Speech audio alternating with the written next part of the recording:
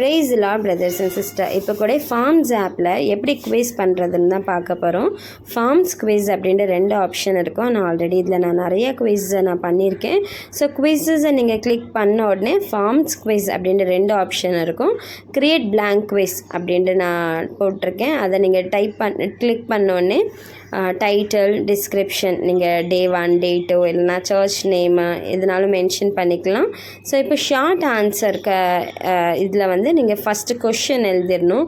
For example இப்போ நான் எழுதுகிறேன், how many sons did Noah had அப்படின்ட்டு.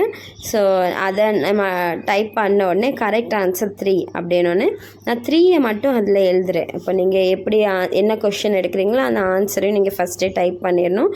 ஸோ அதில் இமேஜோ வீடியோவோ இல்லைனா ஏதாவது வெப்சைட்டுக்கு லிங்க் நீங்கள் அட்டாச் பண்ணால் கூட நீங்கள் பண்ணிக்கலாம். அப்புறம் ரிக்வயர்டுன்னு இருக்குது, அதை கிளிக் பண்ணிக்கணும். ஸோ இதே போல் தான் லாங் ஆன்சருக்குமே அதில் மார்க்ஸ்ன்ட்டு போட்டிருக்கு. நீங்கள் என்ன மார்க்ஸ் வைக்கணும்னு நினைக்கிறீங்களோ அந்த மார்க்ஸை நீங்கள் வந்து மென்ஷன் பண்ணிக்கலாம்.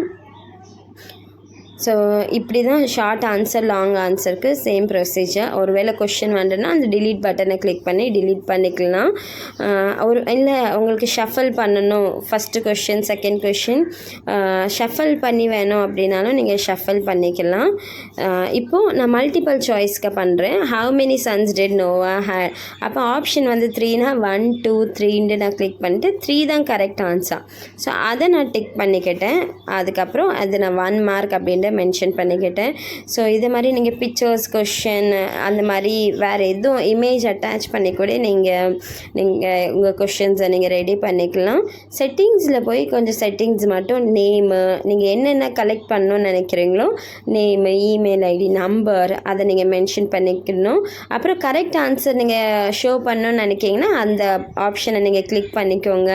மார்க்காக இருக்கட்டும். அப்புறம் ஓப்பனிங் அண்ட் க்ளோசிங் டைம், இந்த டைம்லேருந்து இந்த டைம் தான் இந்த குவிஸ் ஓப்பனாக இருக்கும். அந்த இதை நீங்கள் டைமை ஃபஸ்ட்டே என்டர் பண்ணிடணும். இப்போ ப்ரிவ்யூ பார்த்துடலாம். நேம் போட்டு என்ட்ரு ஆகிருக்கலாம். டைரெக்டாக குவிஸை ஓப்பன் ஆகிடும். ஸோ கரெக்ட் ஆன்சரை கிளிக் பண்ணிடணும். ஸோ இந்த நம்ம எப்படி பண்ணோம் அப்படின்னா ஷேர் வாட்ஸ்அப்பில் இல்லைனா ஃபேஸ்புக்கில் நீங்கள் லிங்க் மூலியமாக இதை நீங்கள் ஷேர் பண்ணிக்கலாம். ஸோ அவங்க ஆன்சர் பண்ணோன்னே உங்களுக்கு ஒரு நோட்டிஃபிகேஷன் வந்துடும்.